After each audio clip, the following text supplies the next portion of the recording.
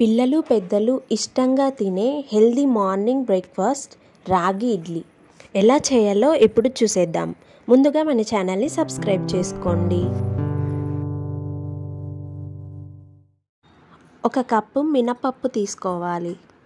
మినపప్పులో protein, fibre ఎక్కువగా ఉంటాయి. బాడీలో షుగర్ని కూడా కంట్రోల్లో ఉంచుతుంది. Half cup quinoa.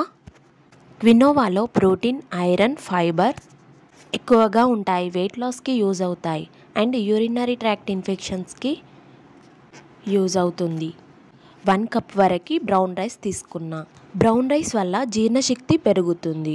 Brown rice ఇంకో కప్పు కూడా యాడ్ చేసుకోవచ్చు. రాగులు 1 కప్. రాగుల్లో కాల్షియం, ప్రోటీన్, ఫైబర్ ఉంటుంది. హెయిర్ గ్రోత్కి చాలా యూజ్ అవుతుంది. 1 స్పూన్ శనగపప్పు అండ్ హాఫ్ స్పూన్ మెంతులు మన డైజెషన్కి చాలా యూజ్ అవుతుంది.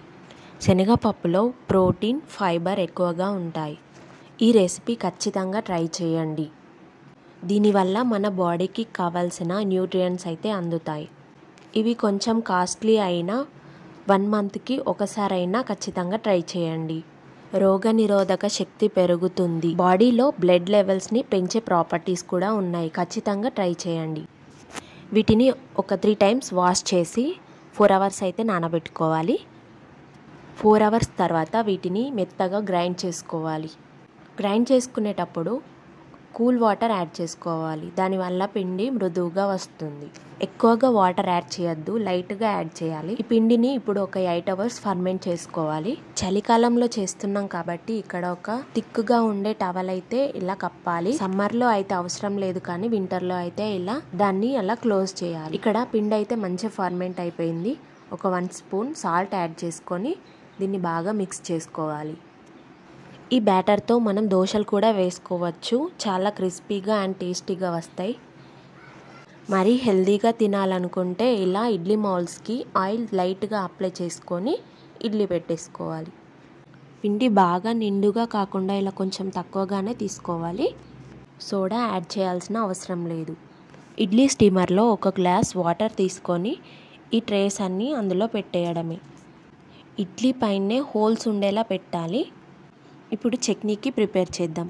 ముందుగా ఆయిల్ హీట్ అయ్యాక పల్లీలు మంచిగా ఫ్రై చేసుకోవాలి. అవి గోల్డెన్ కలర్ వచ్చే వరకు ఫ్రై చేసుకోవాలి. అవి ఫ్రై అయ్యాక తీసి పక్కన పెట్టుకొని ఇప్పుడు పచ్చిమిర్చి, పుదీనా, కొత్తిమీరాకు, వెల్లుల్లి, వీలైతే చింతపండు కూడా వేసుకొని ఫ్రై చేసుకోవాలి. ఇక్కడ నేను చింతపండు స్కిప్ చేసి టొమాటోస్ని ఫ్రై చేసుకుంటున్నా. టొమాటోస్లో సాల్ట్ వేసుకొని ఫ్రై చేసుకోవాలి. వీటన్నింటినీ మిక్సీ జార్లో వేసుకొని మెత్తగా గ్రైండ్ చేసుకోవడమే.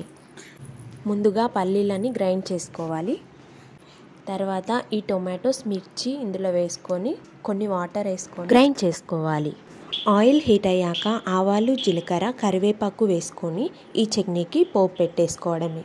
అంతే, రెడీ. హెల్దీ బ్రేక్ఫాస్ట్ రాగి ఇడ్లీ విత్ పల్లి చట్నీ ఇస్ రెడీ. ఈ హెల్దీ రెసిపీ అయితే మీరు తప్పకుండా ట్రై చేయండి. పిల్లలు కూడా ఇష్టంగా తింటారు. దీంతో దోశలు కూడా ట్రై చేయండి. ఇలాంటి హెల్దీ రెసిపీస్ కోసం ఛానల్ని సబ్స్క్రైబ్ చేసుకోండి.